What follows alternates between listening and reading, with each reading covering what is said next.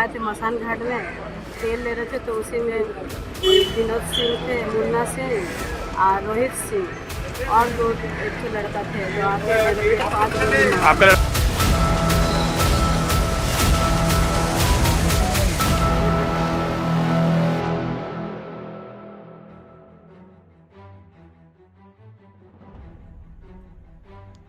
सीताराम डेरा थाना क्षेत्र में सोमवार की शाम अपराधियों ने मानगो के गुरुद्वारा रोड निवासी प्रदीप सिंह को गोली मार दी। घटना के बाद उसे इलाज के लिए तत्काल टीएमएच ले जाया गया, जहां डॉक्टरों ने उसे मृत घोषित कर दिया।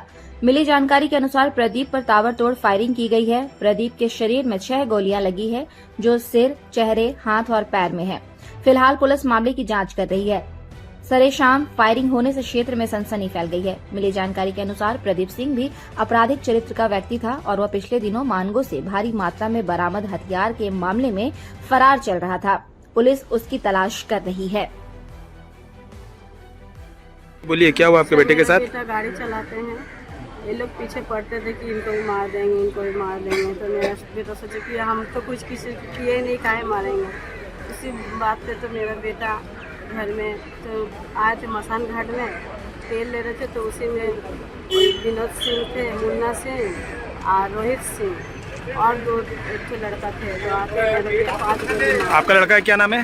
प्रदीप सिंह। गाड़ी का तेल खत्म हो गया था, काली घाट के पास गए, काली मंदिर के पास तेल लेने।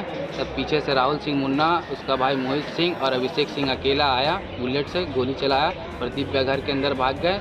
उन लोगों के साथ में 3 लड़का जो मारने आया तो उन लोग भी पीछे पीछे गया और प्रदीप भाई को गोली मार दिया। तब तक में हम चल गए थे उनका भाई को फोन करना।